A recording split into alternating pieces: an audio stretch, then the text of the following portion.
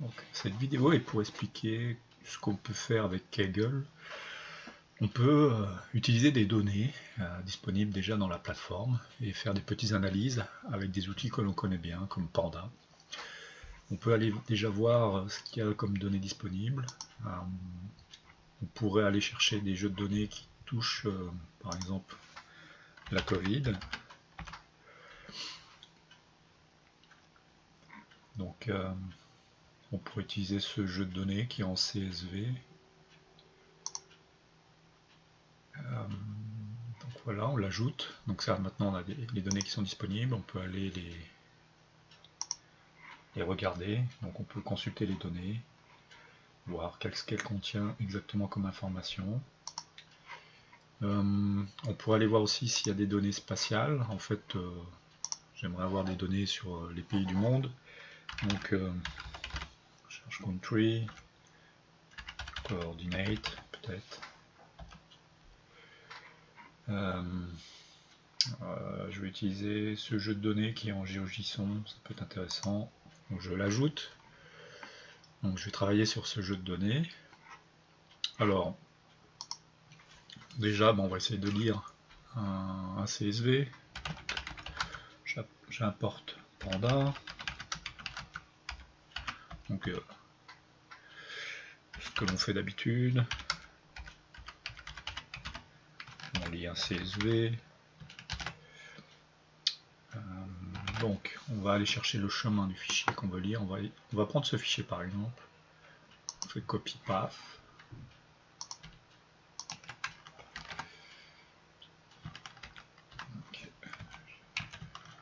Donc, il nous donne le chemin du fichier, c'est parfait, il est déjà sur notre machine. On va utiliser séparateur, virgule. On va parser, on avait vu qu'il y avait les dates. On va parser les dates. Alors, si on n'est plus très sûr de la colonne, on peut ouvrir ces dates. On va s'intéresser peut-être à cette colonne, les cas confirmés. Voilà. Donc, parse la date. Ce qu'on peut faire encore, on peut imposer un type pour une colonne qu'on souhaite utiliser. On va mettre int. Donc, on peut vérifier la lecture, toujours avec les mêmes principes. J'exécute. Parfait, ça lit bien les colonnes. Si je veux, je pourrais aller chercher, bon, je vais laisser ça, savoir que couvre ce data frame. Donc on pourrait voir c'est quoi la date minimale, la date max. Ça nous permet en fait, alors du 22 janvier au 27 juillet 2020, donc on a déjà la période du fichier. Si je veux, je peux aller chercher toutes les données du Canada. Donc, on se souvient, il suffit de filtrer par rapport à une colonne. La colonne, c'est celle-là. Country region. On va marquer égal Canada.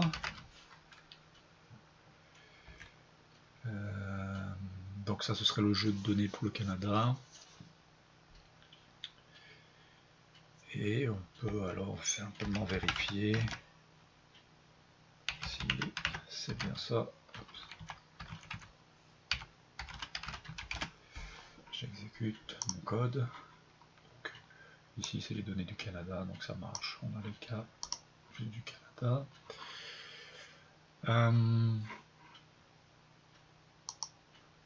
Si je veux, je pourrais aussi, si je m'intéresse à une information en particulier dans ce fichier, par exemple, je pourrais me dire donne-moi les cas confirmés pour une date, par exemple.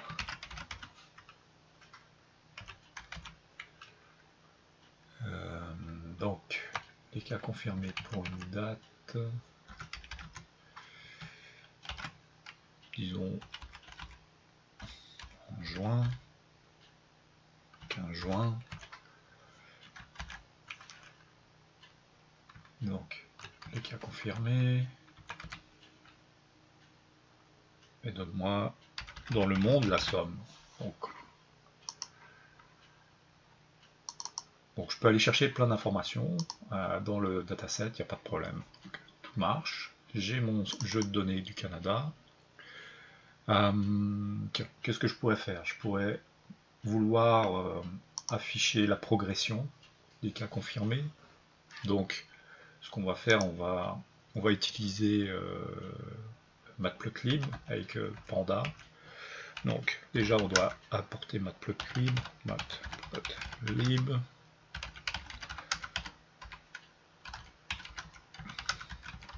Un alias. On va aller chercher les données du Canada que j'ai déjà préparées, donc c'est ça. On va mettre un index les dates pour éviter d'avoir l'index des lignes et pour s'assurer que ça va dans un ordre croissant, chronologique, disons. On va aller voir les cas confirmés. Et qu'est-ce qu'on va faire? On va faire un plot. Un plot, on veut des barres. Donc déjà là, j'ai préparé mon graphique et je vais le montrer. Donc confirmer. Ah, ok, j'ai fait une erreur. Ici confirme. Okay.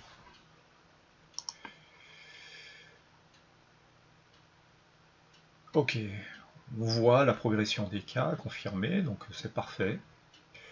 C'est pas très beau. On peut essayer d'améliorer ça. Donc on va peut-être jouer sur les axes. On peut déjà alors importer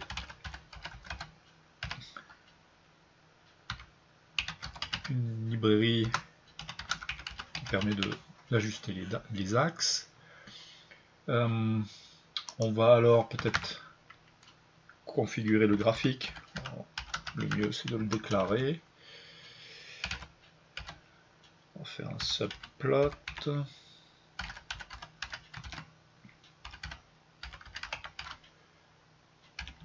Avec une taille un peu plus grande que par défaut. Comme on sait que c'est un graphique assez long. Donc ça c'est parfait. Ça c'est parfait. On va simplement modifier les axes. X axis. On va mettre donc dire que on va mettre des étiquettes toutes les semaines.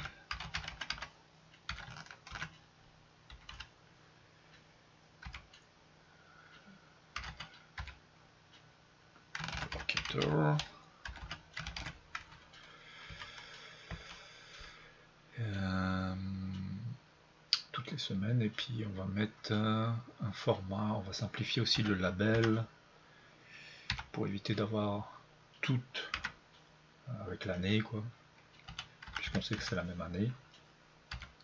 On peut mettre un format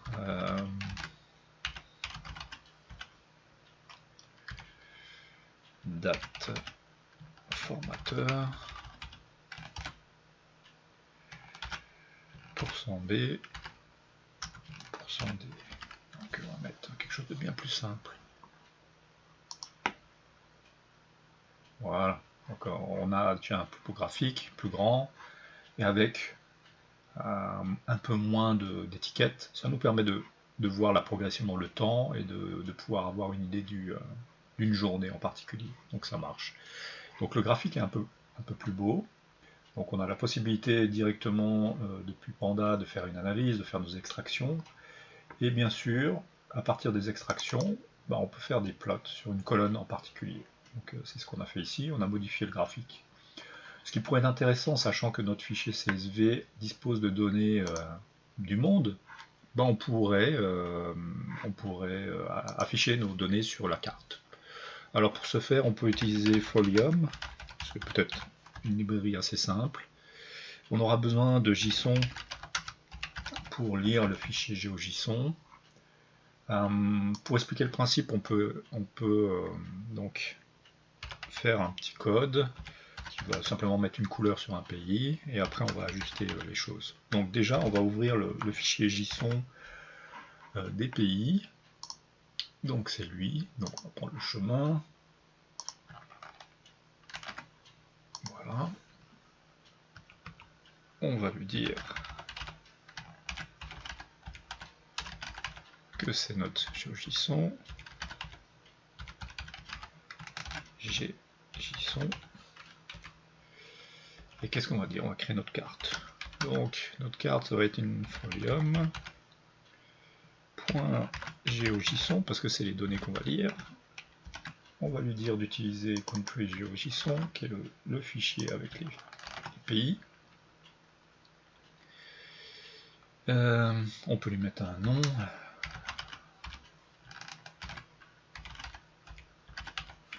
Et pour l'instant, ça va être ça. Et on va l'ajouter à la map. Et qu'est-ce qu'on fait? On affiche la map. Théoriquement, ça peut marcher. Oups. JSON. Ok, JSON. Comme une petite erreur. JSON n'est pas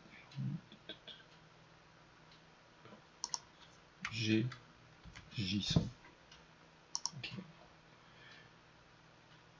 M is not defined. Ok, effectivement, j'ai pas fait la carte. M égale Folium.map. Donc ça c'est la carte. Donc ça c'est bon, je crée ma carte. Ok, j'ai mes pays qui sont là. Parfait. Si je souhaite mettre un pays en particulier en couleur, il faut que je définisse une fonction style. Donc on va faire ça. On va l'inventer avec lambda. Qu'est-ce qu'on va prendre? On va prendre un élément. Comme ça. Oups. On va lui appliquer une couleur.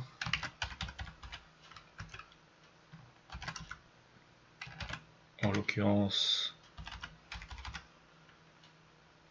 on va mettre rouge. Si la propriété properties, donc la propriété qui se retrouve dans le JSON, name est égal à Canada. Donc on va mettre rouge. Sinon, on va mettre bleu, par exemple, ou vert. Ok, donc on a défini notre fonction, simplement on doit l'ajouter ici, style, style function égal à style function, donc c'est le nom de ma fonction. Ok, donc on voit, il a mis le Canada en rouge, le reste en vert, donc parfait. Le principe fonctionne. Maintenant, ce qu'il faudrait qu'on fasse, c'est qu'on puisse faire autre chose, comme une carte colorée, mais à partir d'informations qui viennent du data frame. Alors, qu'est-ce qu'on va faire? On pourrait faire une carte qui peut illustrer la dernière valeur qu'on peut retrouver dans le fichier CSV, qui est le nombre de cas confirmés dans le monde. En juillet, on a vu, c'est juillet 2020. Donc on sait, si on veut récupérer la dernière date, on va faire ça. On prend le max. Et case world, on va appeler ça le data frame, qui sera essentiellement